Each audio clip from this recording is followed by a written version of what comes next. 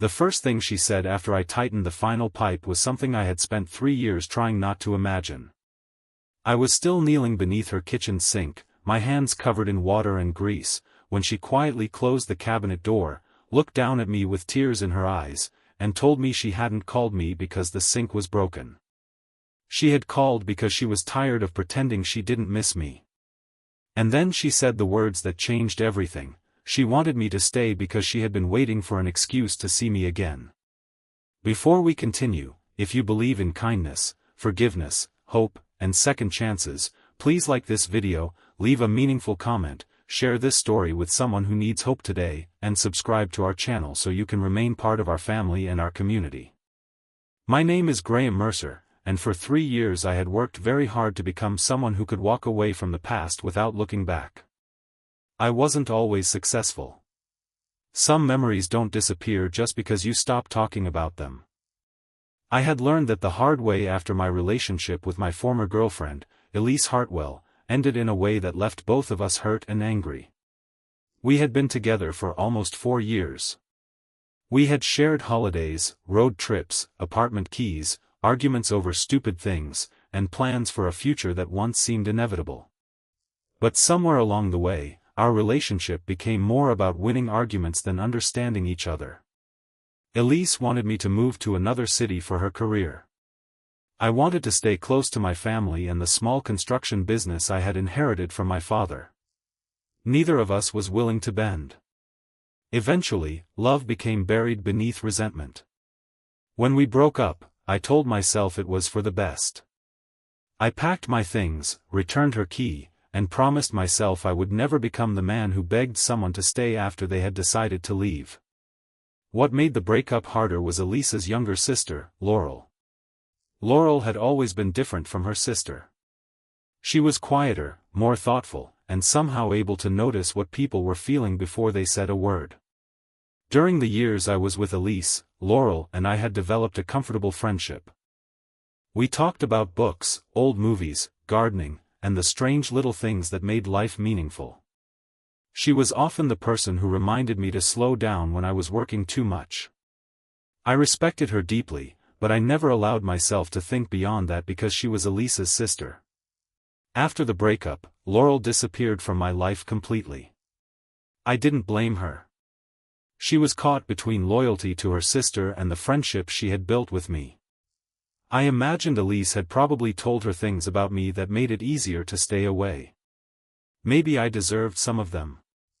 During the final months of my relationship with Elise, I had become impatient, defensive, and emotionally distant. I had said things I regretted. I had ignored conversations that mattered. I had convinced myself that being right was more important than being kind.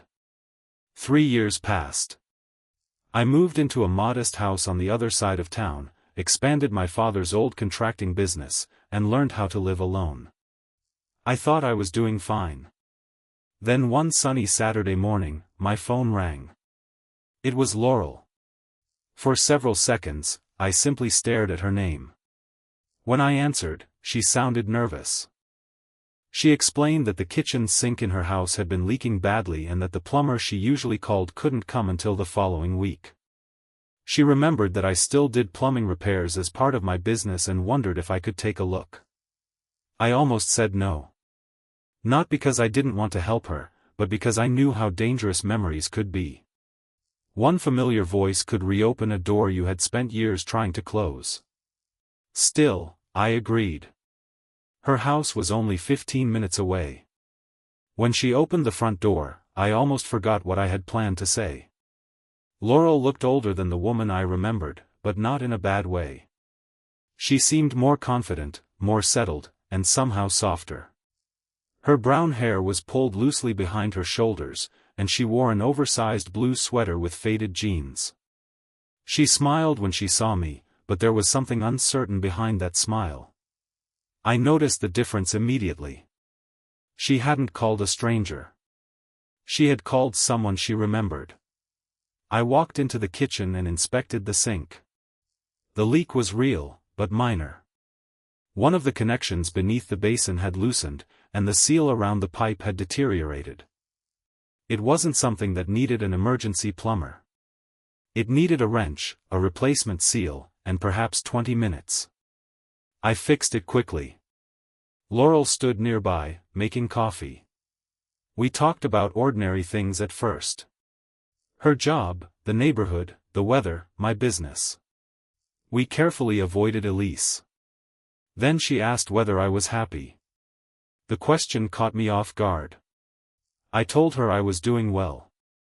She looked at me for a moment and said she had asked whether I was happy, not whether I was doing well. That distinction stayed with me. I admitted that I didn't really know. She nodded as if she understood. Then she told me that she had thought about calling me many times over the years but always stopped herself. Sometimes she wrote messages and deleted them. Sometimes she drove past my old neighborhood and wondered whether I was still there. Sometimes she wanted to tell me something funny that reminded her of our old conversations, only to remember that she no longer had any right to. I didn't know how to respond. So I asked why she was telling me now. Her eyes dropped toward the kitchen floor. That was when she closed the cabinet beneath the sink. She looked at me and admitted the truth. The sink hadn't been the real reason she called. She had been waiting for an excuse. An excuse to hear my voice. An excuse to see whether I had changed. An excuse to find out whether the strange ache she had carried for years was still there. And then she told me that she had missed me. Not as Elise's former boyfriend. Not as an old family friend. She had missed me as myself. The room suddenly felt smaller. I reminded her that she was Elise's sister. She nodded. She knew. That was precisely why she had spent so long trying to bury her feelings. She told me that she had never wanted to betray her sister, and she had never wanted to become the reason another relationship in their family was destroyed. But she also admitted something painful. Even before Elise and I broke up, Laurel had sometimes wondered whether the person standing beside her sister was the same man she had come to care about. I didn't know what to say. The truth was that I had noticed something too. There had always been a quiet connection between us. I had ignored it because acknowledging it would have made everything more complicated. Now it was impossible to ignore. But feelings don't erase consequences. I told Laurel that I couldn't simply walk into her life because we both happened to be lonely enough to want it. She deserved more than a moment of nostalgia, and I deserved more than becoming someone else's secret. She agreed. Then she asked me to sit down. She told me about Elise. For years, I had assumed my ex hated me. Laurel explained that the truth was more complicated. Elise had eventually admitted that she had blamed me for the breakup because blaming me was easier than admitting she had also contributed to it. She had wanted a future in another city, and I had refused to leave. Neither of us had been willing to compromise. Eventually she moved away, built a career, and began a new relationship. But she had also grown. According to Laurel, Elise no longer carried anger toward me. That revelation hurt more than I expected. I realized I had spent 3 years fighting a version of my ex that no longer existed. I had never given myself permission to forgive her because I had never given myself permission to forgive myself. Laurel told me that Elise had once said something that stayed with her. She hoped I eventually met someone who made me understand that love wasn't supposed to feel like a battlefield. I looked at Laurel.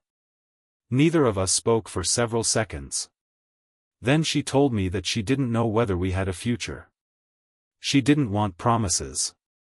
She didn't want secrecy. She didn't want to hurt her sister. She simply wanted the chance to know me again.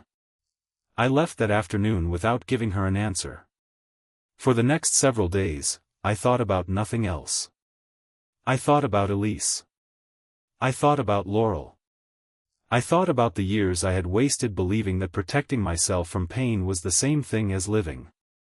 Eventually, I contacted Elise.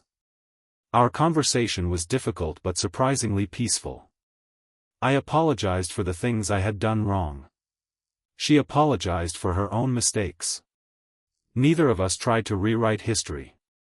We simply admitted that we had loved each other once, had hurt each other, and had both grown beyond the people we had been. Then I told her about Laurel. There was a long silence. I expected anger. Instead, Elise told me that Laurel had been afraid to tell her for a long time. She also told me something I never expected to hear.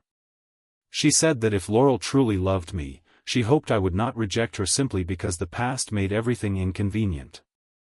But she warned me not to use Laurel as a way to repair what had been broken with her. That sentence changed something inside me. I realized that this wasn't about replacing one sister with another. It wasn't about unfinished business. It was about two adults deciding whether they were brave enough to begin something honest.